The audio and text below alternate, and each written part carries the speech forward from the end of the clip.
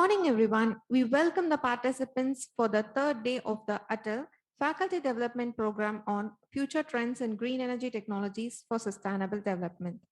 We now start with our first session of day 3. The session is chaired by Mrs. N. Mangaleshwari Manjari, Clinical Psychologist and Assistant Professor, KMCH Coimbatore. She has completed Bachelor's in Psychology and Master's in Applied Psychology from PSG College of Arts and Science, Coimbatore. She is a gold medalist in MPhil in Clinical Psychology. Her research areas focuses on personality style, anxiety sensitivity, and perceived social support among the pregnant women, and management of stress for the parents of differently abled children.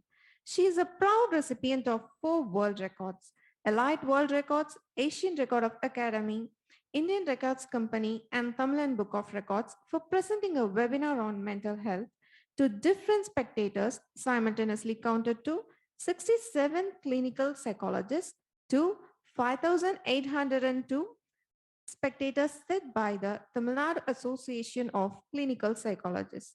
She has conducted around 30 programs for the students and staff of the various departments of the KMCH and NGP institutions on mental health. She has expertise in helping and teaching the mentally challenged children for 7 years. Madam is here today to relieve us from stress through her lecture on stress management. Now I invite Mrs. N. Mangaleshwari to take over the session. We welcome you, ma'am. Thank you so much for the wonderful introduction. So hereby I present my screen. I just wanted any one of you to check whether my screen is visible. Yes, ma'am, it is visible. Thank you. Thank you so much.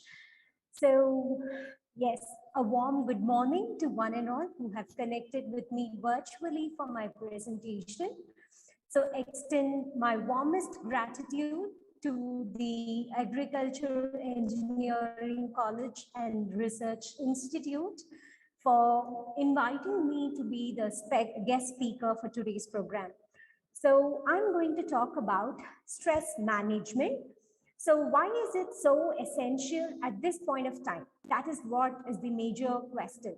Because we are all running in a very fast-paced life where we are forgetting ourselves to be to just pause and take over a stand in analyzing ourselves. So maybe this particular presentation would be a more a known topic to many of you. And at the same time, you would have already been applying the same in your life.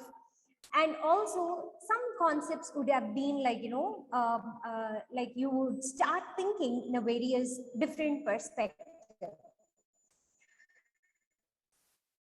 So I had planned my particular topic to be discussed in 4 different parts. So the first part would be, I would be talking about what exactly is the stress. So here it was first it was used only in the field of engineering, but now it has also been started up in the field of health. So understanding more about stress is more important. So that is what would be focused in my first part of my presentation. Then there are a lot of factors which creates us to develop this particular stress. So I'm going to talk about the various factors or the causal factors which creates stress in the individual. And thirdly, I'm going to talk about the variations. So how about the effects and the levels of stress vary? So that I'm going to focus on my third. And finally, the fourth part would be on the management of this particular concept. The exact concept, what I'm going to talk about would be on my fourth part. So I would like to start off my presentation with a famous quote of Mahatma Gandhi ji, that be the change you want to see in the world. So if you want anything to be different or any kind of a change has to be there in this world, it has to be starting off within us. right? So everything has to be within us so that you can experience the same in everything around you. So that is what is like my presentation would make you to focus. So it helps you to pause, breathe, and understand how exactly your life is moving around. So to start off, let's move on to the first part. What is stress? So the concept or the terminology stress is quite fancy to use.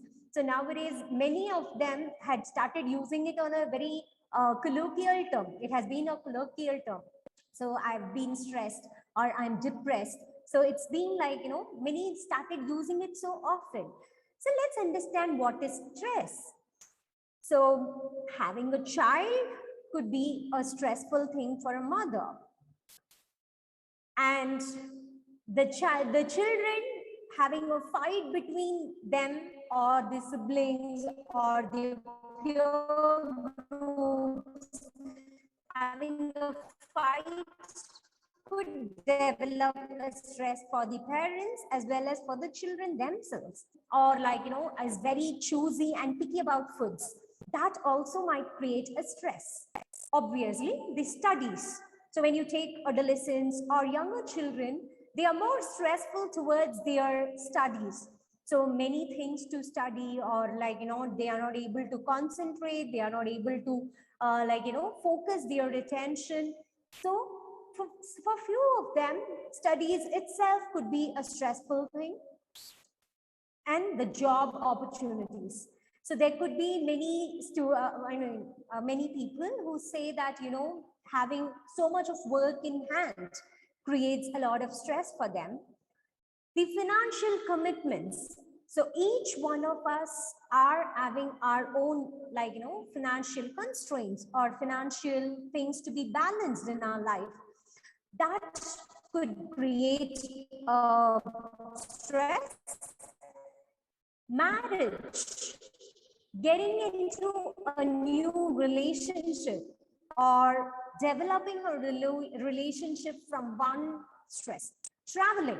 So there are few people who are working somewhere else, so they need to quite often travel from one place to another, and that travel itself could create a stress. Working mothers could understand this particular concept more clearly, that cooking itself could be a highly stressful thing for few people. Why? Because planning a menu could be okay for one person in the family, but whereas the other person disagrees with the menu. So the mother planning for the breakfast, lunch, and dinner could itself be a very stressful thing. And all these important stress what each one of us are facing for more than 18 months is this COVID-19 pandemic. So it has really hit us so hard that we are not able to manage. So our physical health and our mental health has been taken a great leap over having so much of disturbance because of this COVID-19 pandemic. So when you just look onto this particular screen, you could see there are a lot of positive things which brings in a stress. Say, for example, getting into a marriage life or having a child is really a good transitional phase in anyone's life. But that itself might create a stress, right? So stress could happen for anybody in any intensity, for even a positive thing or a negative thing. So there is not such stimulus which only a negative stimulus will create stress. No, actually a little amount of stress is really beneficial for any individual to move upon in our life. So you can imagine a pressure cooker. Yes, So if you put the main purpose of the pressure cooker is to cook a particular meal. Say for example, when you put the equal amount of proper quantity of water, the raw rice, and if the whistles are blown intermittently with a proper space, then the cooked meal would be very delicious to eat, right? Say for example, if the whistle is not blowing, if the whistle or the water or the raw rice is not being put in the right proportion, what happens? Definitely, it will have a blast. So the same way, whatever is built in our body and in our mind, it is going to lead to a particular disaster if it's not being ventilated properly. So understanding stress is nothing but the pressure which is built both to our body as well as to our mind is what is called the how is this the pressure which is how is that pressure is built? How is it like a body and mind are connected with each other? Yes, definitely it is highly coordinated with one another. So say for example, you wake up in the morning, yes, you feel so pleasant and you were starting up doing your daily course and you had a very sudden, you started experiencing a slight headache. Yes, you're having a kind of difficulty where you could sense a mild form of headache.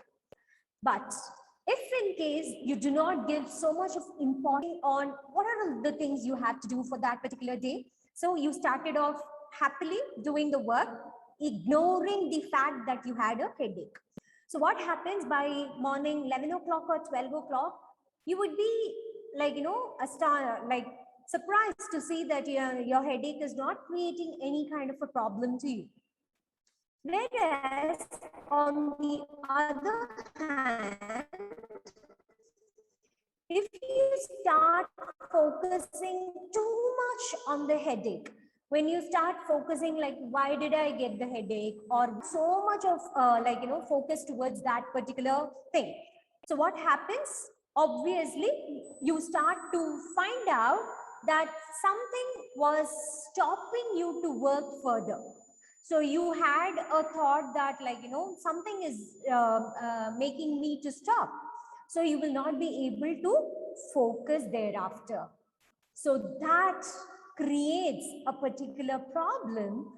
This is what is called the mind-body relationship. Whatever your mind says, your body tends to react accordingly, and vice versa. So if your body is telling you something and if your mind starts to focus too much on it, then it is like your like clear. So this is what we need to understand about the mind body relationship.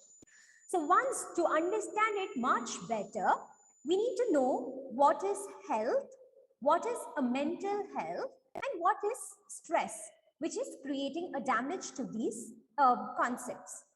So the first one is health. So health is nothing but it is a state of well-being in a physical way, mental and social, emotional, and all stuff. So when you see clearly, if a person is just away from the physical illness, it doesn't mean that the person pressure, or if the ranges of the glucose level, or if the ranges of the heart rate is within the range. You don't call that to be alone a healthy thing. Maybe you can call the person to be physically healthy, but as a whole, when you talk about health, Your mental health is also a sub-component of the healthy living. So if we wanted to call ourselves a healthy individual, we need to be physically, mentally, socially, and emotionally, we need to be stable.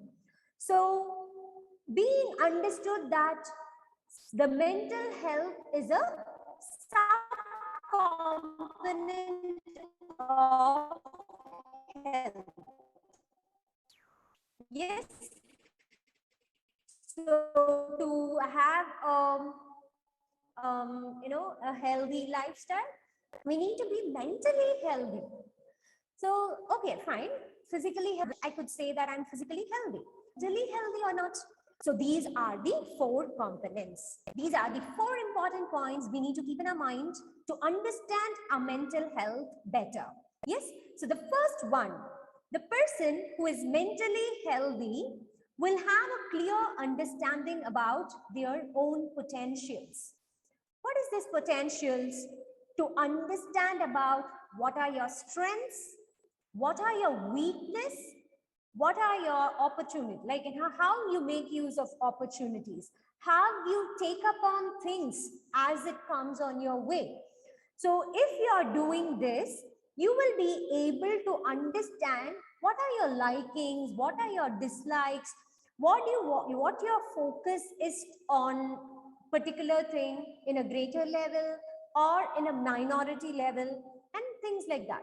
So if we have a clear understanding about ourselves, then we will be able to find out what makes us to reach the achievement or to achieve something, what all are required, so that we will be having a clear introspection about ourselves.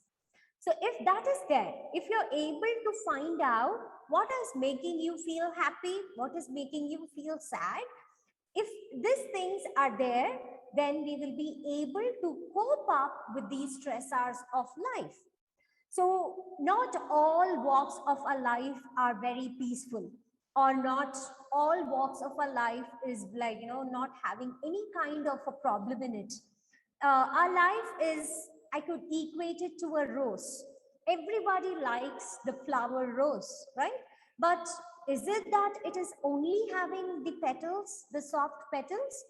No, definitely it has thorns in it, but we do not disagree having a flower. Like, we don't say that I don't like the rose because of the thorns. In spite of the thorns, we are accepting the rose. Clear? The petals.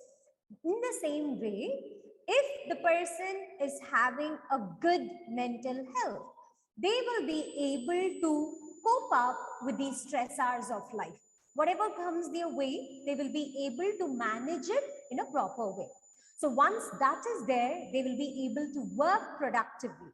So I might give my 100% if I have an introspection towards myself, and also to understand if there is some kind of a shortcomings on my way, how to go upon with it, so that I can start working on in a very productive way, and I can contribute something back to the society. So as teachers, you all might know, you just learning about a concept and just keeping in your mind doesn't help you over a long run. But once you transform it to others, once you share it with others, you feel so happy and proud, and you feel very strong that the contents, whatever you learned, has stayed in your mind in a very, in a very clear manner. In the same way, only when we are mentally healthy, we will be able to help the other person around us. So for a healthy person, definitely they should have a clear understanding about their potential, so that they will be able to cope up with the stress, what happens in their way, and they will be able to work productively and give something back to the society. So if that doesn't happen, if all those 4 points, what we discussed in the previous slide, is not going to happen, then it leads to a greater disturbance, which is called the mental illness.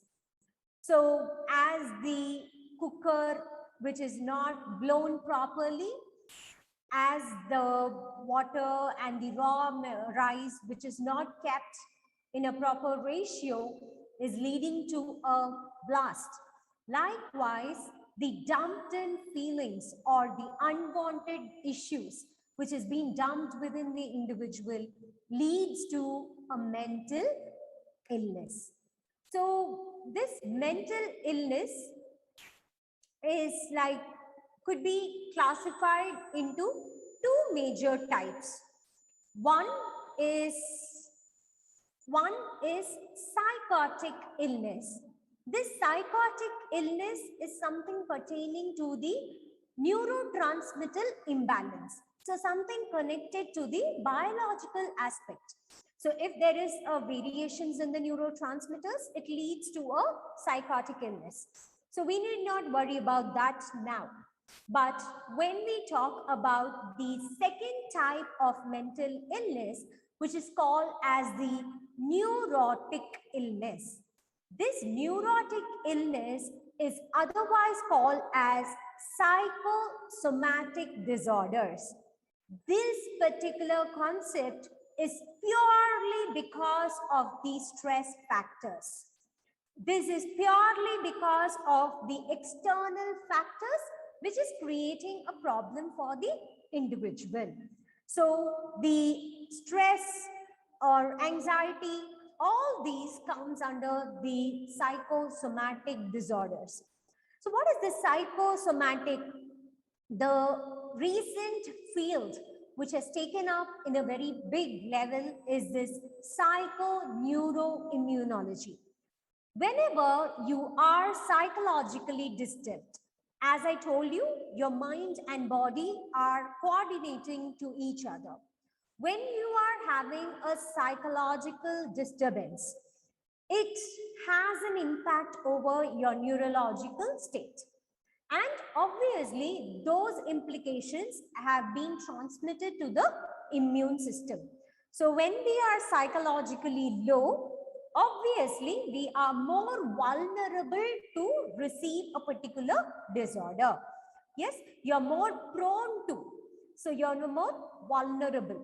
So all these psychosomatic disorders, like, it happens in all the systems, and especially in your gastrointestinal system. Yes, so ulcers, and there is a disorder called irritable bowel syndrome. So all these relating stuffs, say for example, even the cardiac related issues has been worsened because of these stress factors. A person who is highly stressful could have a more vulnerability towards the cardiac problems and many such things. So these psychosomatic disorders could be handled by the individuals themselves. By understanding what are the causes which is creating the stress, we can find out and manage it majority of the times by ourselves. So let's understand more about the causes of stress. So any factors which brings in a stress for us are known as stressors. Stressors are nothing but anything. It could be a person, it could be an event, it could be a situation, it could be a thing which could bring in a stress for the individual. So any such factors which is bringing in the problem for the individual is known as stressors. So they are broadly classified into 2, and in that, the first one is these daily hassle stressors. As the name itself implies, the daily hassles. So all these small things which creates a majority of the impact is the daily hassles. Say, for example, waking up for an alarm clock could be stressful.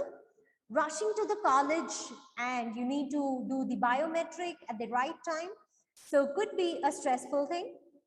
Cleaning up the house on a regular basis could be a stressful, and jam-packed in the traffic, or like, missing a bus in the rainy season or something like that, which happens to us from the morning you wake up from the bed until you go to bed in the night. So these factors are very small intensified factors. These are called as daily hassles. So these daily hassles, the most predominant thing is your mobile phones. So how many of you feel so comfortable leaving your mobile phone at home? Definitely no. We'll be having a kind of a stress build up. Who is going to call? I have missed my phone at home, or do I receive any kind of important calls? So there are few people who just take a permission, go home, get the mobile phone and come back. And they are not so comfortable to miss out the notifications or any such things. So these are called as daily hassles. This happens to any individual in a very greater frequency. But what happens is the person is experiencing it on a regular basis, and if it is cumulative, if it is accumulating over a long period of time, it might create a greater impact. And the second one is catastrophizing stressors. What is this catastrophizing stressors? This is a life-threatening stressor. So something which is of a greater intensity, where the person is feeling not so comfortable handling the particular stress.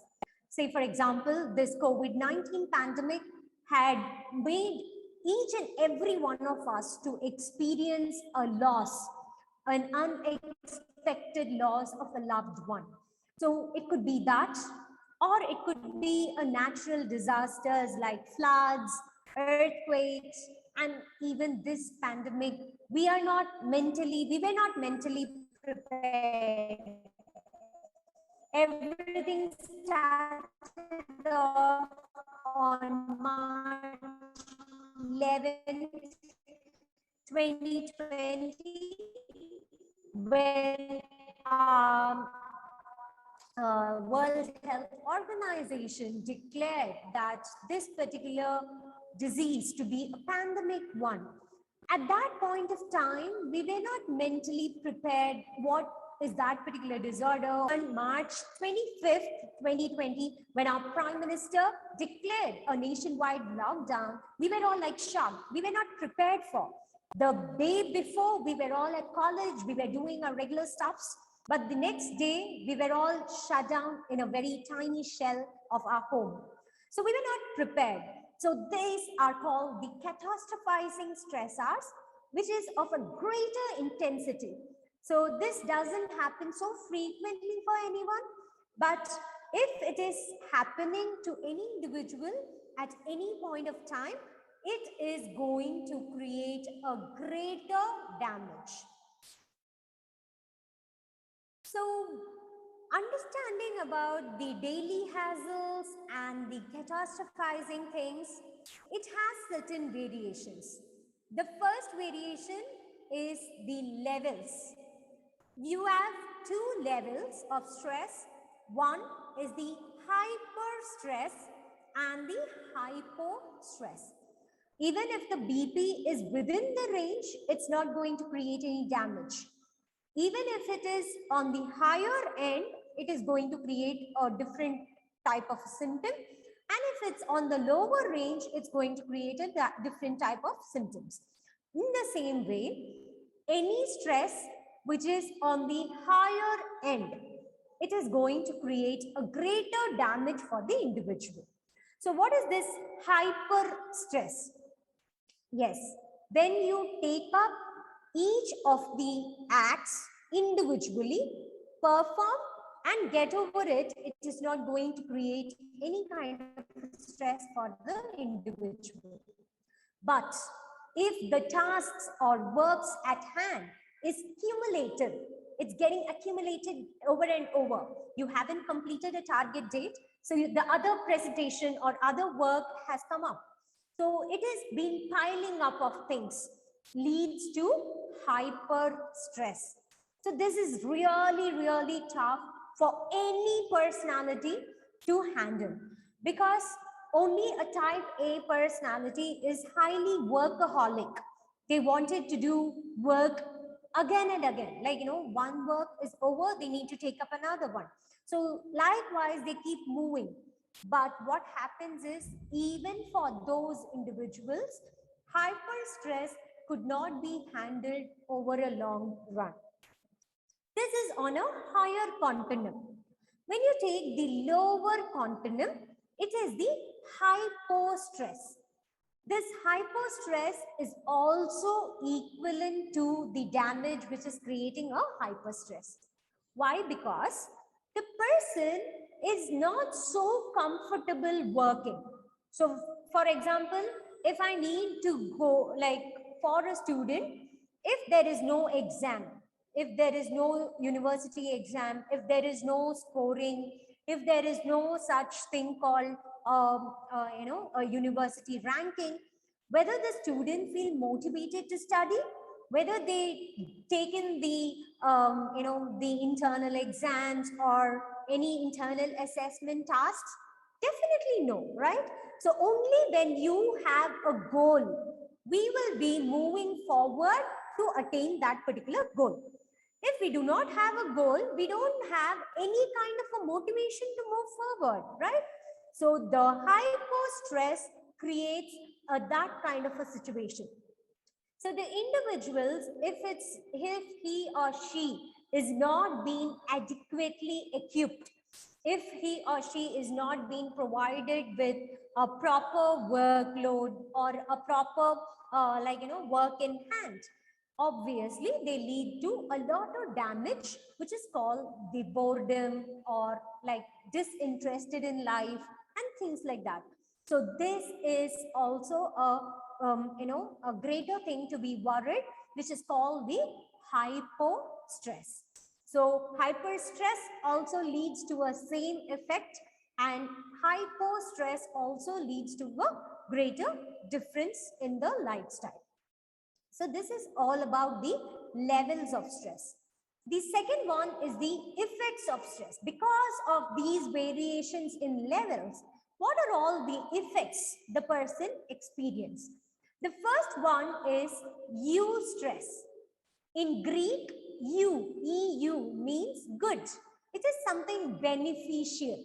So as in the first slide when I talked, the whole lot, you had a person getting married or having a child. So these are the person being promoted from one post to another status. So all these are eustress. It is really creating a stress for the individual, but the individual is more happy to take it. Why? Because it gives a greater leap in their life. So say, for example, when you take a person getting married, so he's been transforming himself from the adolescent phase to early adulthood. It's a kind of a transitional phase, and each and every transitions of our life is really, really beautiful. But we are a little bit worried about taking up the responsibilities. You are worried about whether I will be able to progress in a better way or not. So that is the only fact which all of us have in our mind. But frankly speaking, the eustress is going to lead the person to a greater level than his previous state. And the different level of stress, which creates a greater damage to the individual, is the distress. It is a kind of a negative stress. So when there is a piling up of factors which the person is not feeling so comfortable, it leads to distress. What happens? the distress leads to a lot of problem for the individual. So they are not so comfortable. That is not making them to perform in a better way. That puts them down psychologically, physically, emotionally, and also socially. There will be a lot of the shortcomings in your life when the person starts to experience a distress. So any person, any individual, being a rich man or a poor man, an educated person or an uneducated person, anybody of that matter, anybody who is facing a threat in their life would mainly respond in two ways. One is the fight response, the other one is the flight response. What is this fight response? I know, I'm very clear about what is the stressors, what is creating a damage, so I will fight against it. Yes, so they know what will be the shortcomings, what would be the impact, and everything they know, and then they fight against the odds. So the flying away is the second response, that they just escape from the situations. They do not face it. They feel troublesome to face the situations, so they try to escape. So say for example, in a very simplest way, if I'm sitting in this room and I'm on my presentation mode, so a snake enters into my room. So how would my anxiety level would be? Definitely it's going to be in a peak, right? But if in case I made up my mind to hit the stimulus, which is creating a threat for me, I will hit the snake, and I'm sure either like hitting the snake or throwing it away through the window, anything for that instance, I know that I fight against the odd, and that is clearly not on my way through at that point of time. So a fighting against the odd gives me a very clear picture about my life. But for example, if I just run away from this room, yes, without hitting the snake, I just run away from this room, I would be sensing the fear over a very long period of time. Why? Because I do not know where the snake went, or neither I do not know how to handle it. So I will be in a fearful state throughout. So this fighting against will give us a greater relief at any point of time, be it a mild problem or a major problem. For anything or for any instance you take, fighting against gives you a clear vision over your future. So as we move upon the stress level, a famous researcher who did a lot of studies on stress and its related stuffs is Hans Selye. So he gave a concept called general adaptation syndrome. So any person who is in the normal state. So before I started off with my presentations, I was having a little amount of stress. I was having like, whether I will do it as I planned for, or whether audience like the way I take the presentations, and many such things were there on my mind. But say for example, a day before, I was not having so much of things. So the good health or homeostasis is the phase where you're not having any kind of a disturbance to your body and your mind. You are having a peaceful state. It's called the homeostasis. That is when you're not for anything demanding. Yes, so that is where your body will have all its things in a very balanced way. Say for example, once they had declared that you have an examination or you have a presentations, then or you're going to have a viva. So the person starts developing the first phase, which is called the alarm stage. Alarm stage is that your body and your mind starts to recognize that you might face a threat in a near future. So this happens in such a way that all your physiological system starts to work. Say, for example, pounding of heart rate, shortness of breath, dryness on your throat, and you can experience chills in your palms and legs, and you start to sweat, tremoring, and you feel a frequent urination or going to the restrooms, and many such gastrointestinal related stuffs happens during the first phase, which is called the alarm stage. And after that, once you start experiencing the threat, so I had a little amount of stress while I was starting up my presentations, and maybe in the 2 or 3 more slides, I had the same. But after that, my heart rate and everything got a kind of stabilized.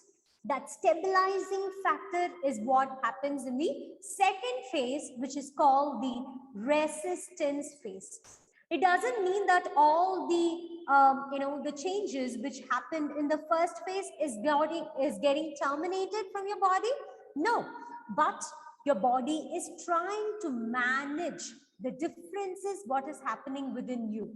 So that is the second phase, which is called the resistance phase. And the third phase is called the exhaustion phase. So this exhaustion phase, the person should be able to manage the stress in the alarm stage and the resistance stage.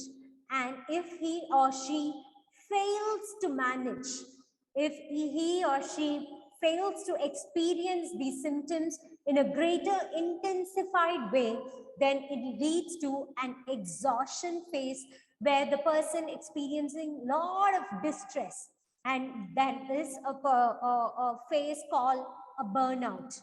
The person will be emotionally exhausted so that he will not be able to perform physically and also mentally in a very clear manner. So we managing our stress in the first 2 phases is really, really important. So now I had come to the final phase of my presentation, is how to manage. So once that we understand what are all the factors which create stress for us, what are all the things which gives us or showing the varieties of effects and the levels, how to manage. The 4 best and things which we can do is avoid, alter, adapt, and accept. So some would have a query that, ma'am, you asked us to fight against the odds, but the first managing strategy here, what you say is to avoid. So actually speaking, this particular avoiding is avoidance of something which is creating a negative impact to you. Okay, so for example, if you are having so much of thoughts engrossed, a kind of a negative thought, so when you take any particular positive thought, it is just one particular thought for only one period of time and it just gets faded away. But when you take a negative thought, it is kind of a linked up chain like thoughts. So it connects with each and everything. So you will not be able to manage once you start getting the pouring of your negative thoughts. So how to avoid it means you distracting the environment. So that is what is avoidance. You just kind to avoid the negative thoughts which is creating a distress for you. Alter, adapt, and accept. So let's move on to the the managing strategies. So when we talk about the management part, the changes could happen in 3 variations, the 3 areas. The first one is the physiological level. So as I told you, your heart rate pounds up, your chills, tremors, experiencing all the kind of the physiological changes happens in the first level or the first area. The second area where you could find out whether you're stressful or not is in the behavioral component. And the third area is your cognitive component. So for any individual, the thoughts, the actions, and the speech should be in a coordinated way so that they react in the particular situation in a very uh, proper manner. So if there is a variation in any of these, it's going to create an impact. Okay, so the physiological level, we will be giving a few tips on how to relax yourselves. The behavioral level, so physiological and behavioral level, you can work out on yourselves. But whereas coming to the cognitive level, to a certain degree, to a certain extent, any individual can work it out for themselves. But on for example, if it is the stress level is of a greater intensity, then definitely any individual should be requiring a professional help of a clinical psychologist. So the first and the foremost thing is how to manage our time. So this is the clearest way to reduce our stress. But we know this. All the strategies what I'm going to talk about could be like many of you would be using it. Many of you would have thought of doing it at any particular distressing situation, but you may not be doing it on a consistent way.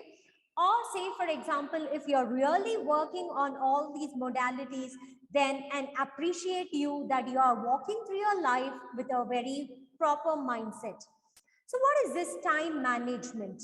So when we have so much of work in hand, working on a regular basis,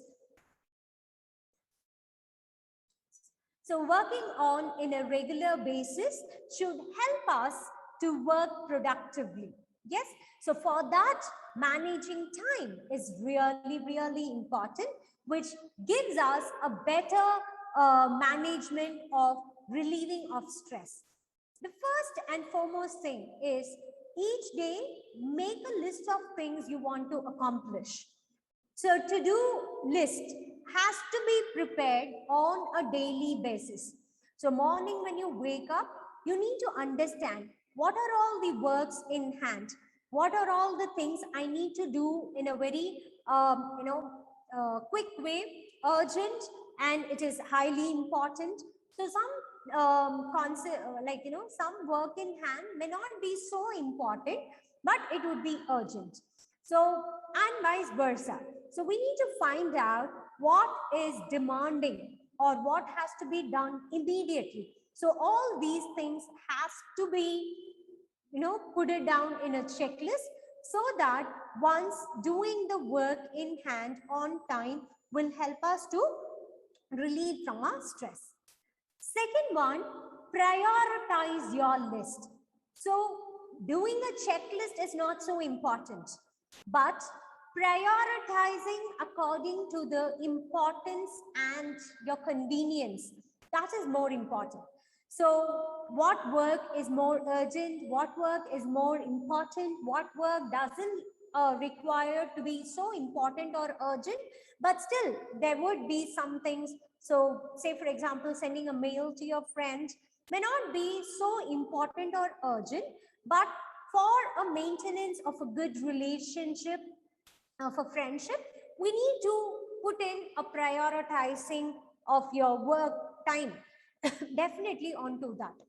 So when you're prioritizing, you have to make sure that, say for example, in a particular day, in the forenoon, your energy level will be on a very greater level. Whereas in the afternoon or in the evenings, your energy level may not be so demanding to do a very important task. So when you're prioritizing your work, you need to focus on finding out on what part of the day your important works or the work which requires a lot of cognitive ability. So, and those work has to be taken off to the forenoon session, and the other work in hand which is not so demanding could be taken up in the next level. Scheduling your tasks. This is very, very important. So we all work on timetables, but the timetable is prefixed or fixed only to the educational setup. So timetable padi, we have this how to this have, we have this particular subject. You have a subject variations, and we do it accordingly. But scheduling your tasks for your life is really very important. So from Monday till Sunday till Saturday, you need to fix up your schedules.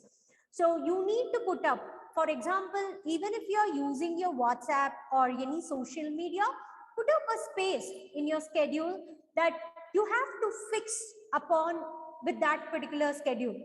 Ma'am, is it possible whether we'll be able to live our life in a very fixed way? Yes, definitely. Any task in hand, if you take it for 21 days in a very consistent way, definitely it becomes a habit over in your 22nd day. So that is what is the ultimate rule. So scheduling your tasks for spending time with your family, spending time at workplace, spending time for your recreational tasks, spending time for yourself. So anybody in the adult life, we are missing out to take time for ourselves. So that me time is really, really very important. So you have to schedule all your tasks accordingly so that your stress levels are not taken up to a greater level. So the fourth one is put your plans into actions. Many a times we do plan, we do put a checklist, we do prioritize our goals, we do like a lot of scheduling in our tasks, but we fail to implement on a daily basis. So putting up plans are not tough. We can put the plans, but working on with it is really very important. So all of us should have a SMART goal in our mind. You have to have your goals, which is highly specific. It has to be measurable. It has to be achievable. It has to be realistic and time bounded. This is what is a SMART goal. So once you fix up a goal, definitely you need to put into actions. So taking up responsibilities, and if you're not doing it to the 100%, may not be possible all the time. But just putting in an effort to reach nearing the goal is what is the issue. So at least making an effort to implement the plans should be happening so that you can feel cherished, or you could feel a sense of satisfaction that you worked further one more step of your plan. Yes. The last one is do not procrastinate. Never take anything for, don't push it. Don't say that, let me do it later. If you had the time, if you had the space, do it with a minimal level in a very consistent manner so that you can complete the particular task before having a deadline. So for example, when we give an assignment or anything, so at least we would get hardly a week's time or at least minimum of 2 days of time to prepare or to get into that deadline point. So just having that 2 days time in our hand, working every half an hour in a particular day, half an hour in the morning or half an hour in the evening, would allow us to went out our energy in a very, in a very good manner. So it is not going to create any kind of a damage. So that is what is about your management of time. That is really, really important. And the second practice, what I'm going to focus is mindfulness practice. This I strongly recommend as a clinical psychologist for each and every one of you who have been connected with me for today. So just observe the particular slide, what I have put here. So just ask yourself whether you are falling onto the right side of the cloud or the left side of the cloud. Yes, just take a glance and introspect whether you are choosing the right side or the left side. This is what is the mindfulness. So mindfulness is being on the right side. Yes, so this is where you are in the present moment along with me. Yes, you're listening to each and every word I say you, and you're looking onto the slides, and you are with me in my moment. Yes, if you are choosing the left side of the cloud, then you are either driven by the thoughts over your past, or you're worrying too much about your future. So when will this particular presentation gets over? When will I start up my next level of next work in hand? So these are the thoughts which is being brooding over for the people who had chosen the left side of the slides. So if you are able to read my slides, you appreciate yourself that you had woke up today in the morning. That is the greatest blessings we had for today. When we talk about stress, each and every person has stress in life, but just feeling that your lungs are breathing, your eyes are reading my slides, you're able to see the beautiful picture which is there on my left side of the slide, and you're sitting on the desk and aram se listening to my presentations, then it's a very good news that you are here and now, and you are there connected with me. Yes, so this is what is the mindfulness practice. You are deliberately putting effort in understanding what are your thoughts, what are your emotions, and what are your feelings are about, and how your body sensations are reacting towards it. This is what is mindfulness. So being in the here and now moment. Yes, so if you are, say for example, if you are focusing too much, your thoughts will be in connection with the disturbing cognitions. So what happens? It will be reflecting onto your emotions. You feel dull, you feel sad, you feel not so energetic. Yes, you will not be able to focus too much and work in a productive way. So I would wish all of you to read the particular, I'm sorry.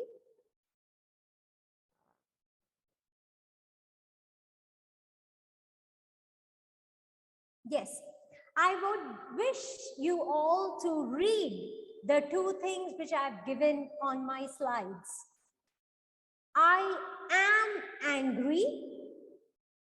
I feel angry. Tell it towards yourselves. I am angry. I feel angry. The second one, I am lonely. I feel lonely. Yes, I am lonely.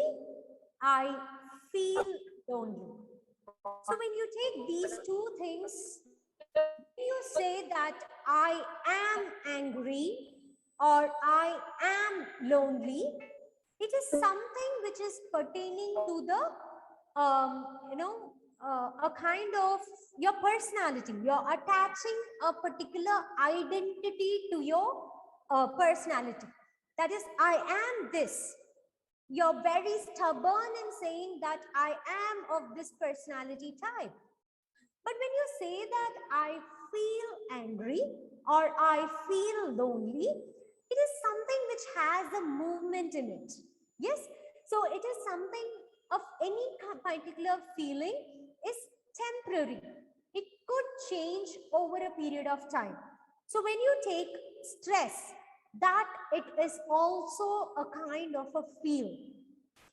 You can feel angry, you can feel lonely, you can feel sad, you can feel frustrated, you can feel any kind of a negative emotions. But make sure that the feelings are just temporary. There is always something pleasant to be seen in the near future. So your mindfulness practice will help you to experience the change which happens to your thoughts, to your bodily sensations, and also to your emotions and feelings. Okay. If you have that kind of a relaxation, so if you're able to focus on your present moment, if you're able to unwrap the present as a gift for your life, you will start focusing on your relaxation. So the relaxation could be in any forms, in any methods, in any kind of a stimulus. So there is no one particular relaxation therapy for one particular individual. No, anything which you find it comfortable, you can. So you can do into a yoga practice, a meditative experience. You can go in for dynamic exercises, art, music, listening to music, or singing aloud, dancing, gardening, cooking, any particular amount of, like, any particular relaxation technique you can take up. So say, for example, you just focus 10 to 15 minutes per day. So that is not being selfish. Taking time for yourself doesn't mean that you are selfish, doesn't mean that you are winding up with your responsibilities, doesn't mean that you are getting away from the space of working. No, it is actually a regenerating space for you to work much better. So under 10 minutes, when you sit and relax yourself, it is not that you're not taking care of your husband, or you're not taking care of your family members, you're not taking care of your children, or no, you're not doing your your official work properly. No, it's actually the space of energizing yourself. So whenever we feel low, we feel that going and having a cup of coffee or tea is going to help us to be active for another 1 hour or 1.5 hours. Likewise, taking a space for yourself in one particular day will really give you so much of amazing thing to work out. Why? Because whenever we are in a stressful thing, there will be a lot of the cortisol secreting in our body. This cortisol is not something good for us. So you need to deplete it in any ways. So for that, the best level is active involvement in exercising. So do any kind of an activity which makes you to deplete the energy so that the cortisol level gets decreased and you feel motivated. So taking your own time for yourself is not selfish. So when you take, imagine you're moving on in a flight. So imagine a parent and a child is going on in a flight. So there is a deprivation of oxygen. So there is an oxygen mask hanging. And if you clearly observe, there would be statements which is telling the, putting on the mask for the adults first, and then to provide assistance to the kids. Why? Because only when you are strong enough you will be able to help the other person who is in need. So relaxing yourself doesn't gives you, you need not feel guilty. You need not feel selfish over taking time for yourself. The fourth one is being assertive. So assertiveness requires a lot of training. Assertiveness, it's like all of these practices doesn't happen in one stretch, one go. You need to live life by training yourselves accordingly. So being assertive means being decisive. Make the decisions on your own. You can take up as when people are making decisions, there could be like, getting options from your friends, your well-wishers, your family members about how to go upon taking the decision. But make sure that you just get the feedbacks from others and the final decision should be yours. Whatever happens in your life, you are the responsible individual. So making decisions should be your own decisions. Never ever take up decisions from others' point of view. Take responsibilities for your actions. If you do not do something according to the expected thing, take up the responsibility. So understanding that you did not perform well doesn't make you a total failure. Maybe that particular day was not yours. Maybe that particular task was not so appropriate for your particular time to work on in a better way. So any particular responsibilities you take it wholeheartedly, put your 100% there, and never ever regret for whatever you had done. Put your 100% and expect less from whatever the outcomes are. So how we, or a positive, when we are ready to take a positive event in our life with more happiness, likewise, you have to have a broad mind to take up the negative stance and also the criticisms in a very constructive manner. Yes, so look on to the negative events and also a neutral events equally as a part of your life. Say yes or no when you need to. So most of the time when superiors say something to us and we are not so comfortable going upon taking up that particular acts in hand, but because of their insistence, we say that yes, I shall do it. But only when you have the zeal to perform something, you will be able to do. So just taking up the responsibilities for others' sake will not help. So if you're not so comfortable, if you have your own ideas to be shared, please make sure that to say no to something or accept something from others' point of view. Be an attentive listener. So definitely listening gives us so much of learning. So once your friend is facing emotional turmoil, so you need not say that, am I a professional to help him out?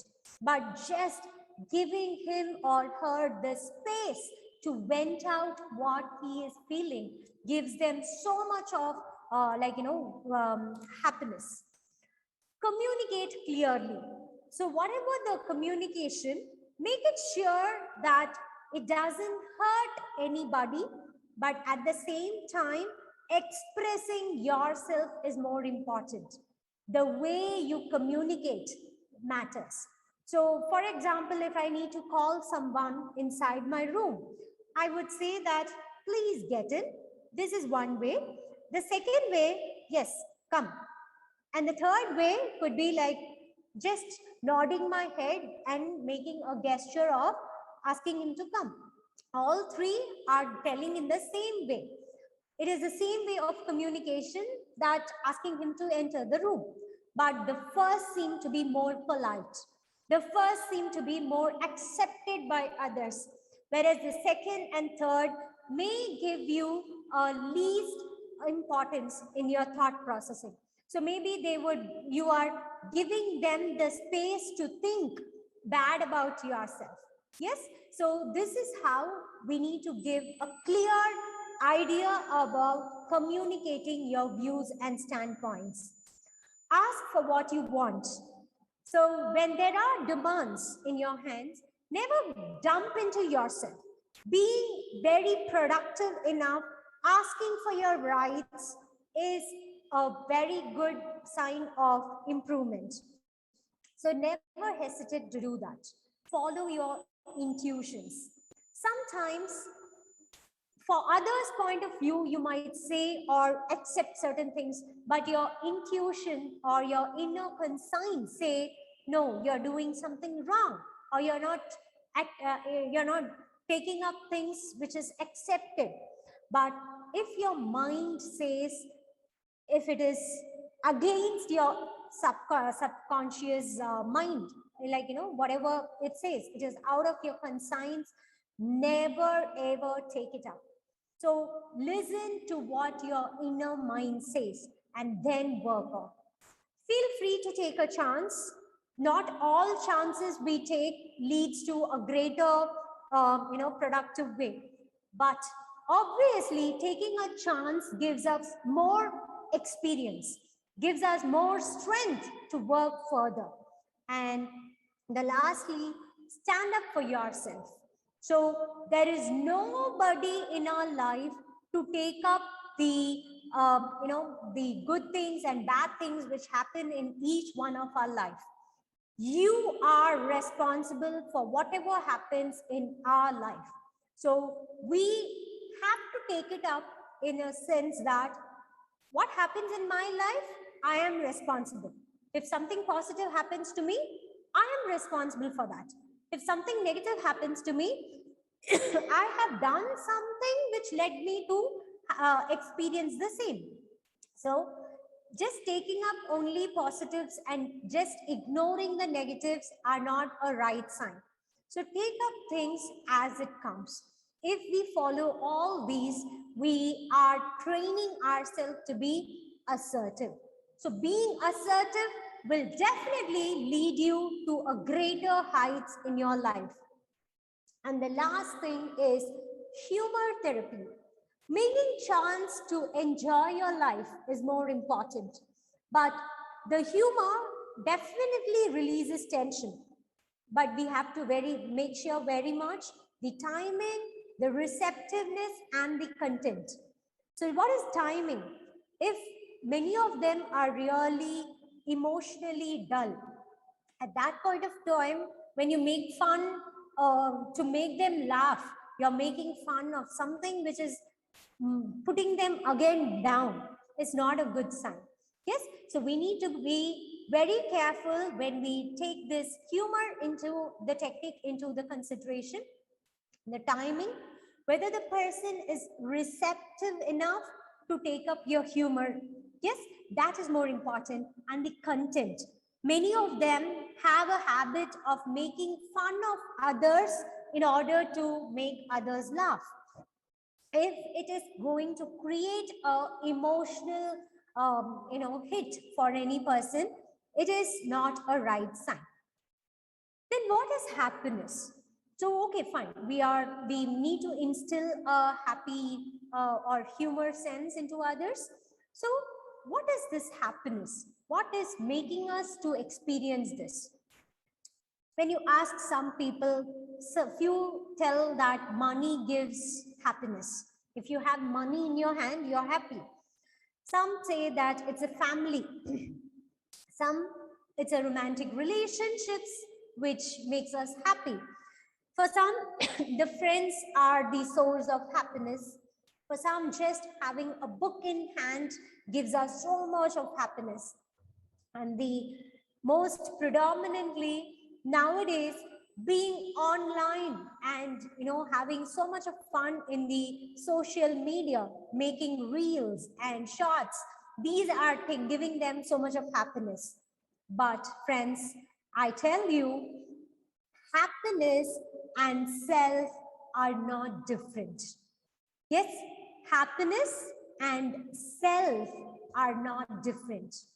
So the best thing what I could put here is, when we were in our lockdown days, yes, imagine just before 2 months or so, we were all like, in the lockdown, we were all at home. We were all like, happy for 1 or 2 months. Yes. And after that, we started to learn that, we need to go and meet our friends. We wanted to go and, see the outside world, and everything happened. Yes.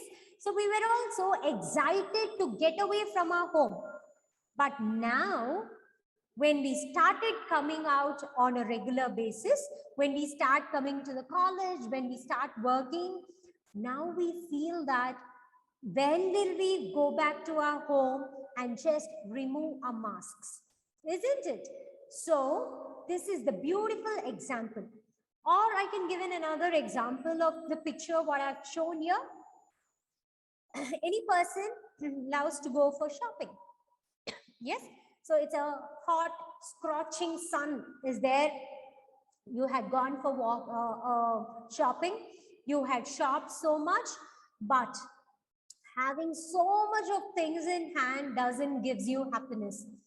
Just a small shade underneath a tree gives us more happiness. Yes, when you have so much of thoughts in our mind, we feel that the world is so much pressurized. But just feel so relaxed once we don't have anything, any kind of a thoughts. So when I have these presentations in hand, until like yesterday evening, I started up having so much of thoughts regarding the presentations. But now, since I'm at the end of this presentation, I feel a little bit relaxed. So this is what is happiness. Happiness is the contentment what you have out of the work what you have done. Yes. And finally, the last managing strategy is pharmacological therapy. So there is no one such magic pill will help you to get away with all your stressors. Yes, but if the neurotic illness itself is on a very severe way, in a very high intensified manner, definitely they need to go and get help of a psychiatrist and also a clinical psychologist. So where the psychiatrist gives them or provides them or prescribes them with medications to help them to manage their mood. Yes, to stabilize their mood. And the psychotherapy is being provided by a clinical psychologist who helps them to alter their thought processing. Yes, so this is the final option of, if the person tried out all the other stuffs, managing time, prioritizing, mindfulness practice, relaxation practice, all these things have been tackled by the person, but even then the individual is unable to cope up, then it's high time that they need to take a professional help. Yes, so with this, I come to the end of the presentation. I hope none of us will allow our mobile phones to get into this particular phase. Will you all allow your mobile phones to go to this particular state? Definitely no, right? Or even if it is 16% or say 20%, we'll just try to go and check where is our charger, we'll charge up. Clear? So if you don't do this to any particular materialistic object, then imagine your mind is something which is the major component for your life. It is something which is so precious. So take care of your mental health as equal to a physical health. So if you're feeling, feverish, or you're having a stomach ache, you're not hesitant to go and meet a physician or a general doctor. Likewise, making a clinical treatment for the psychological problem doesn't make you a failure. So understanding that, I wish each and every participant of my presentation would take up your mental health more importantly than any of the thing, and have a beautiful life ahead with more precious moments. Thank you so much for your patience listening, and thank you. Thanks a lot. Thank you, ma'am. That was really recreational and stress busting session. Now the session is open for discussion. We request the participants to unmute themselves and put for their queries.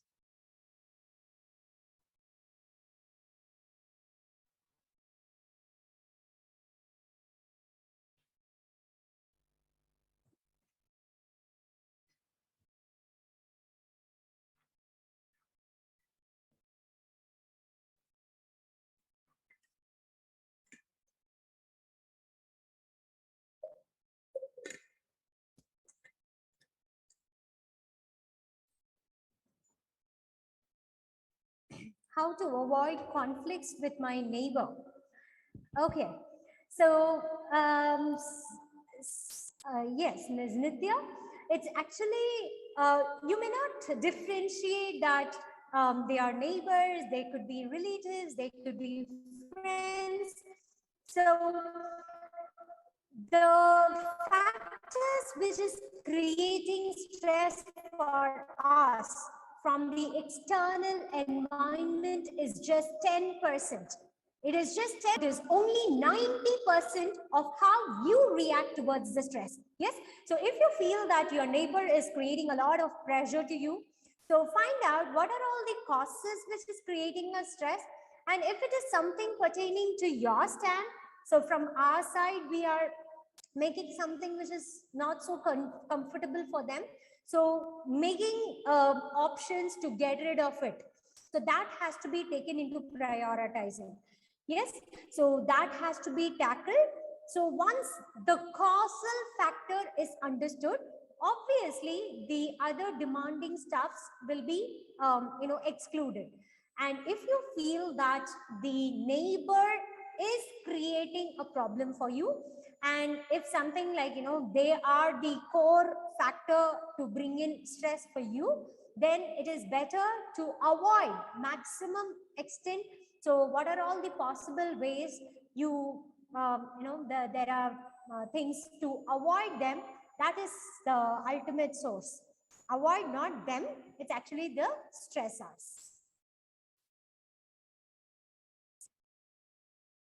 Happiness is self.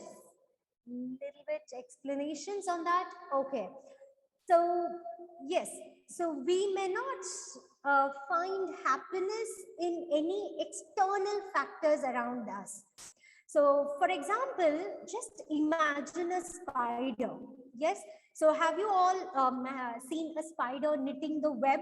Yes, it knits the web, but it doesn't stay there. It just gets away from the place. That web is being knitted only to attract the prey. Yes, so it has, so there is nobody to teach the spider how to knit the web. So the spider itself, it has an instinctual thing that it knits the web. So it has so much of confidence in itself to have a beautiful web in order to attract the prey. So if just a specimen has that, we have 6 senses to think over, and we can do wonders. So our knitting kind of a thing is the thoughts. The spider's web is equated to the world around us. If you knit positive implications towards the world, if you start seeing the world with positive thoughts, you feel the world around you are positive, it is filled with happiness. On the other hand, if you sense that whatever the thoughts which comes to our mind is a kind of a negative implications, you start to interpret everything in a negativistic way, then it appears that the whole world is negative. Yes, so happiness abindrathu, it's nothing but it comes from your inner self. So my thoughts determine how I look onto my world. Yes, so there is no such good mind, bad mind, evil mind. No, mind is one thing. How you interpret is what is the matter. If you interpret in a good way, it appears to be good. Yes, so the happiness is nothing where you could go and feel it around. It should come within us. So I can be happy in any moment. So say for example, I had met with an accident.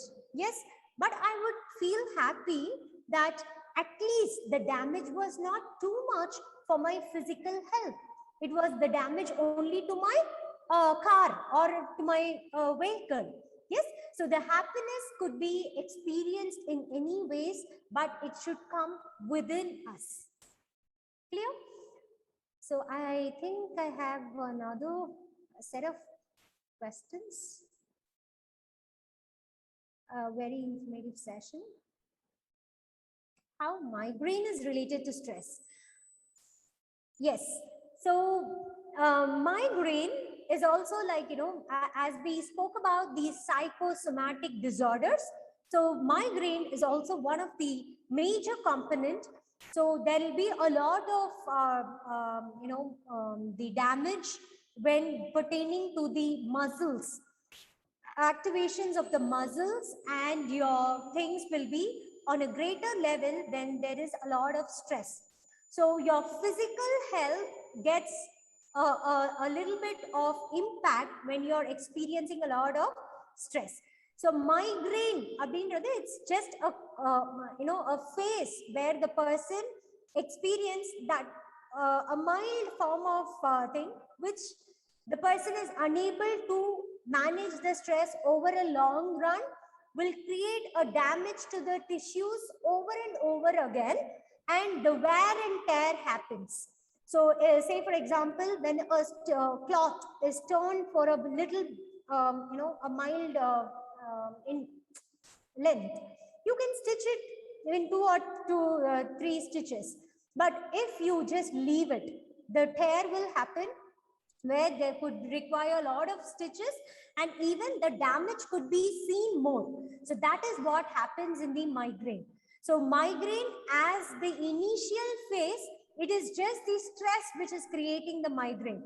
But over and over again, when the person is unable to manage the stress, it happens the wear and tear of the tissues, which creates a lot of impact that leads to a greater implication over the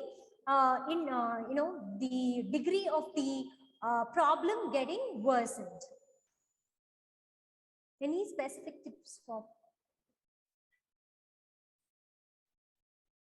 Okay, so coming to the pregnant women, so there are like, as I told, each one of the phases of life of any person, then each and every transition, there will be variations.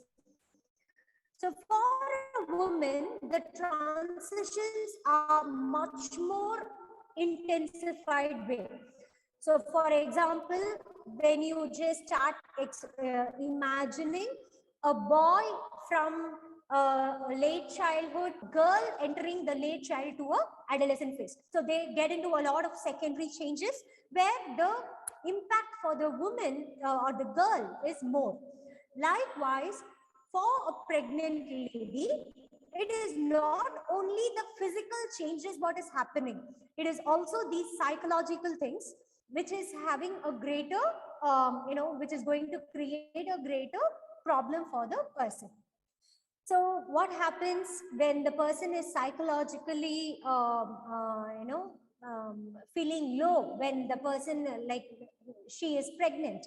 So the person experienced that something which she was experiencing in the past was not that.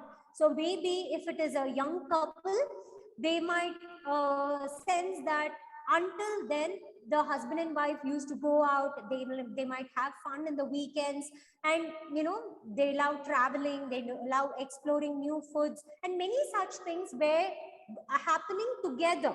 So they were both enjoying together.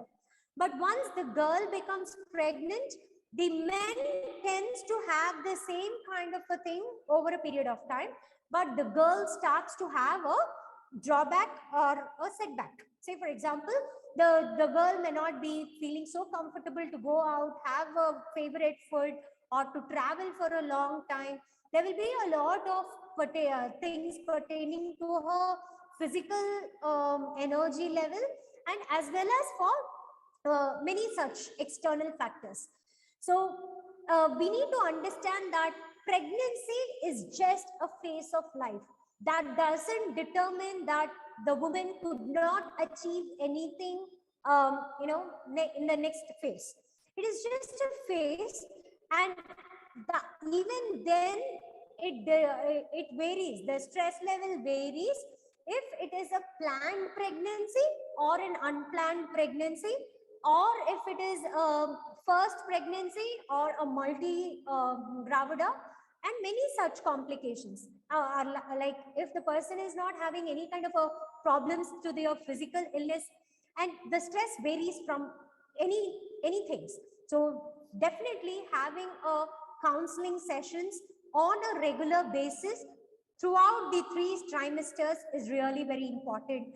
And even after the delivery, there is a more a red flag kind of a illness factor, which is called as postpartum depression.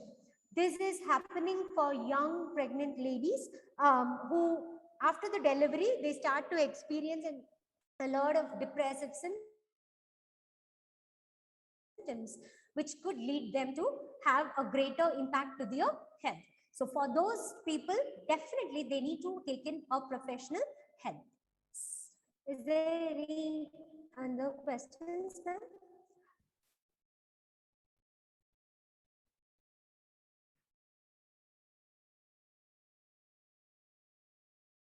Okay, so when you have already worked in hand and you have another work in hand which has a very short time to be completed. So if that is there, that is what I said about the prioritizing. So for example, whatever the work you have in hand, it could have a deadline of 1 day or 2 day, but this 1 hour is the deadline. So this 1 hour of work, if it is like definitely has to be met out, obviously you need to take this 1 hour work in hand first, complete it, and then only you need to focus on to the thing. So for example, any work which is given for an hour doesn't it may not be the work which is not so possible. So, or an impossible work could not be been provided for a person to do it within 1 hour. So definitely the work which is given in a very short deadline would be the work which you will be able to work it on. But it is only the fact that you are you have to take up the zeal that yes, I will be able to work it.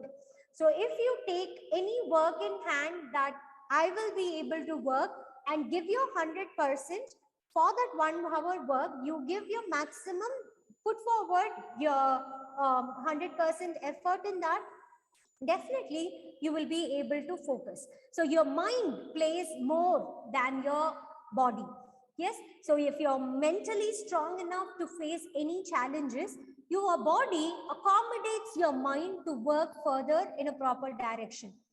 If we are not focusing mentally, if we say that no, it's not possible. So I would like to give a story. There was a saint, and he had a place from where they need to travel into a river. So they need to cross a river. So every time they were traveling on a small boat to cross across from one area to another.